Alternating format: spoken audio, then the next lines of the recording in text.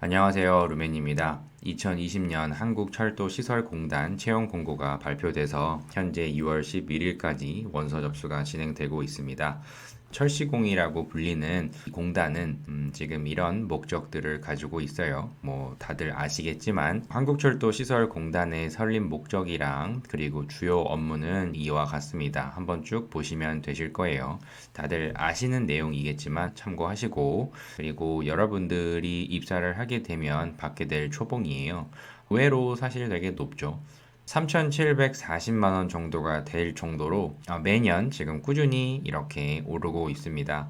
아마도 조금 있으면 이미 이 알리오 기준으로 보여지는 곳에도 4천만 원이 찍힐 거라고 저는 보여요. 매년 이렇게 조금씩 오르는 거 보이시죠? 지금 현재 월 환산 금액으로는 310만 원 정도가 되는데요. 아마도 경영평가급까지 나중에 추가가 되면 이거보단 더 많겠죠. 그리고 평균 연봉은 7,250만 원 정도예요. 이것도 아직 지금 경영평가 성과급이 미반영돼서 지금 이것만 참고해서 보시면 되겠습니다. 철시공 아시는 분들은 알겠지만 사실 철도 쪽에서는 연봉이 좀 높은 편이라 모르시는 분들이 있다고 하면 이런 기업도 지금 있으니까 좀 살펴보시는 거를 좀 권해드리고 싶습니다. 그리고 이번에는 많은 분들이 지원하실 사무 14명을 또 채용을 해요. 아마 이쪽에 제일 많이 몰릴 거고요. 기술직 분들도 골고루 채용을 이렇게 하는데 건축이랑 통신기계는 4명에서 5명 정도밖에 안 되다 보니까 이쪽 지원하시는 분들 다른 직무에 비해서는 좀 적게 뽑다 하더라도 본인이 경쟁력 충분히 가지고 계시다고 하면 지원하세요. 그리고 시간 선택제도 항상 이렇게 같이 뽑으니까 이 부분들, 이 인력에 해당하시는 분들이라고 하면 좀 참고해서 보셨으면 좋겠습니다. 그리고 사무 쪽에는 누구나 지원이 가능하겠지만 기술 쪽에는 이렇게 자격증이 필요하니까요. 여기 이렇게 나와 있는 이 직무별로 자격증이 꼭 필요합니다. 쭉 한번 살펴보세요. 그리고 제일 중요한 경쟁률이에요. 작년 기준에 보면요. 상반기 때는 지금 현재 사무 제외한 토목, 건축, 전기, 통신, 기계 이렇게 해서 1차 전형 합격률이라고 여기 제가 이렇게 적어 드리는데요. 1차 서류 전형 때는 제가 항상 불합격 인원에 대한 이 숫자랑 그리고 불합격률에 대해서 항상 제가 이렇게 강조를 드리는데 상반기 때는 전기 쪽이 83.5%로 지금 배수 제한이 있거든요. 그러다 보니까 이렇게 많은 인원이 탈락을 하게 됩니다. 그래서 서류 쪽에 더 신경을 좀 쓰셔야만 할 거예요. 특히 자소서도 물론 중요할 것이고요. 결국 서류 전형에 통과를 하셔도 필기 시험 때 또다시 지금 이만큼 보이시나요? 거의 한 80% 가까이가 또다시 탈락을 하게 됩니다. 그래서 결국 남은 인원끼리의 경쟁을 또 하셔야 되는 면접 여기까지 통과를 하시면 최종 합격이 되실 거고, 상반기 때는 기계직이 제일 높았어요. 139대 1 정도였는데 이번에 2020년 상반기랑 비교를 해보면 이 하반기랑 보시는 게 좀 더 와닿으실 거예요. 왜냐하면 사무 쪽 여기 보이시나요? 4,000명 정도가 응시를 했는데요. 서류 합격률이 불과 한 12%밖에 안 돼요. 반대로 얘기하면 불합격률이 87%라는 의미이기 때문에 4,000명이 지원하면 3,500명이 다 서류에서 떨어진다라고 이렇게 보시면 될 거예요. 그래서 서류 경쟁률은 별로 되지 않네 이렇게 생각하시지 마시고 이 인원을 보시면 됩니다. 이 등수 안에 들으셔야만 서류 합격이 되시는 거예요. 서류가 통과가 된다 하더라도 또다시 여기 보이시면 거의 한 85% 가까이는 대부분 떨어진다. 사무 기준으로 보면 15%만 이렇게 또다시 필기에서 합격을 하고 결국엔 또 면접에서도 65% 정도가 또다시 탈락을 해서 결국에는 최종 살아남는 인원은 15명 이내에 이 정도 여기 보이시죠? 여기 최종 합격 인원이에요. 이 등수에 해당하셔야만 철시공에 합격을 하신다고 보시면 됩니다. 아마 이 하반기 때랑 비슷할 거라고 저는 생각이 드는데요. 이거 기준으로 좀 보시는 게 더 맞을 거예요. 그래서 경쟁률 보시면 사무 쪽에 보면 267대 1 엄청나죠? 대부분 다 100대 1이 넘는 거 이렇게 보이시나요?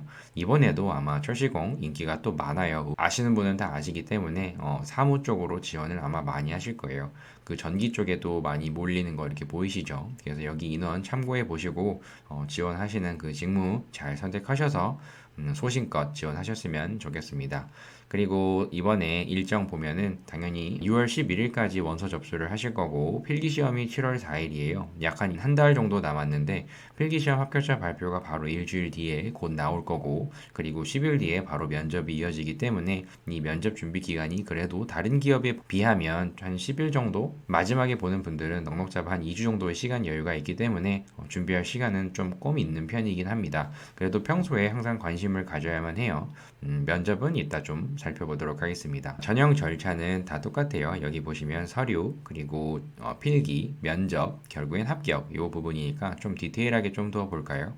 그 전에 가점사항 좀 보면은 여기 한능검 보이시죠? 한능검 상급 이상, 그리고 공인 어학 성적 2%, 그리고 중소기업 근무 경력이라고 실근무 경력 이거에 해당하시는 분들이면 이것도 다 제출하실 수 있으실 겁니다. 그리고 자격증 보유자분들, 그 기사 자격증들이나 이런 전문 자격증 있는 분들은 내면 될 텐데 많이는 없으시겠죠. 사무 쪽에는요.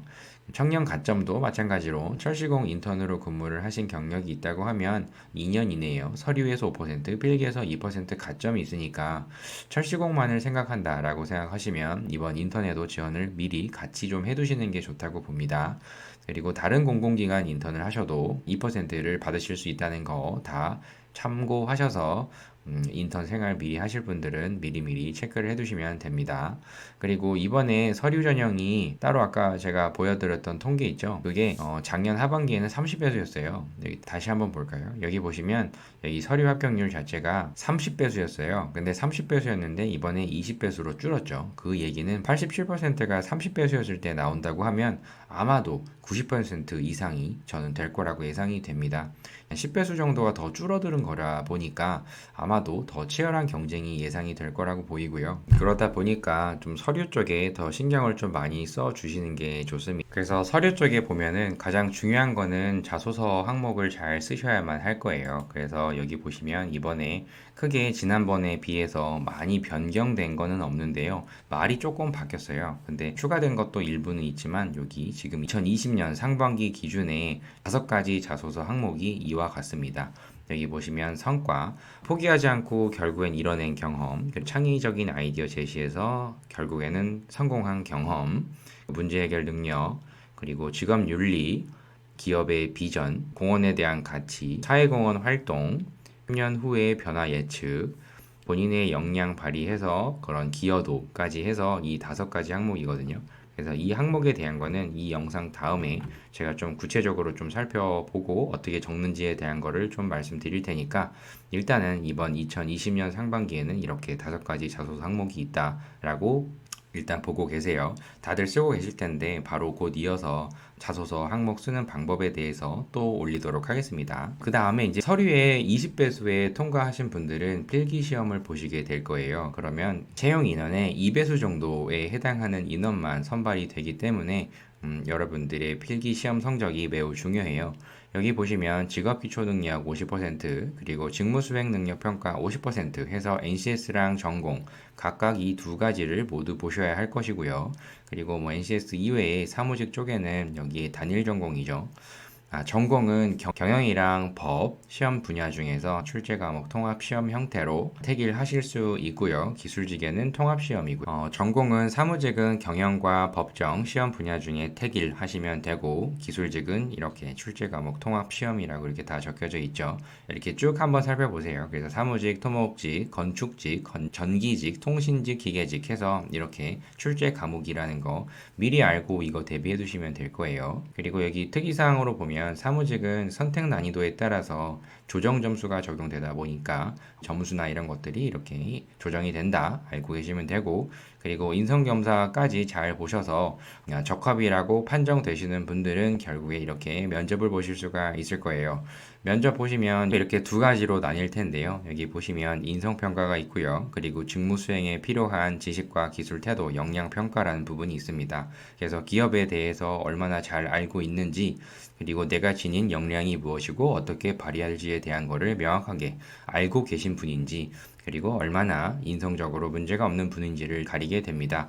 그래서 지금 여러분들이 필기시험도 물론 중요한데요. 여기 보시면 철도시설공단 혁신계획해서 제가 이 가이드라인도 이 파일이 있는데 이것도 꼭 보셔야 되거든요. 면접에 나중에 가시더라도 그리고 자소서에 쓰시더라도 10년 후에 그런 예상해봐라 이런 자소서 항목도 있기 때문에 이 부분 혁신 전략이라든지 이렇게 쭉 정리가 되어 있는 이 자료니까 이거 없는 분들은 댓글로 제가 따로 또 드릴 테니까요. 두 번째로도 여기 2020년 발주 계획이라고 철시공에서 이렇게 내놓은 이 자료도 있거든요. 그래서 어떻게 하려고 하는지 이런 것들을 좀 알고 기업이 가고자 하는 이런 방향들을 좀 체크를 하신 다음에 자소서나 면접 보시는데 더 좀 보탬이 되지 않을까 이런 생각에서 또 배포를 제가 해드립니다. 서류에 통과하시는 게 사실 어려워요. 철시공은. 그러다 보니까 자소서 첨삭 요청하시는 분들도 되게 많은데요. 그런데 일단 여러분들이 꼭 필기시험까지는 보시고 결국엔 합격을 하셔야만 면접까지 보실 수 있는 기회가 생기니까 지금은 서류에 최대한 신경을 쓰시고 서류 제출을 하신 다음에 바로 필기시험에 올인을 하셔서 필기시험 잘 보시고 나중에 철시공 면접 코칭 때 뵙으면 좋겠습니다. 오늘은 여기까지 빠르게 알아보았습니다. 요 다음 영상에서는 철시공 자소서 어떻게 작성해야 하는지 이 부분에 대해서 알아보도록 하겠습니다. 그럼 오늘은 여기까지 촬영을 하고 다음 영상에 또 뵙도록 하겠습니다. 좋아요, 구독 꼭 눌러주시고요. 감사합니다.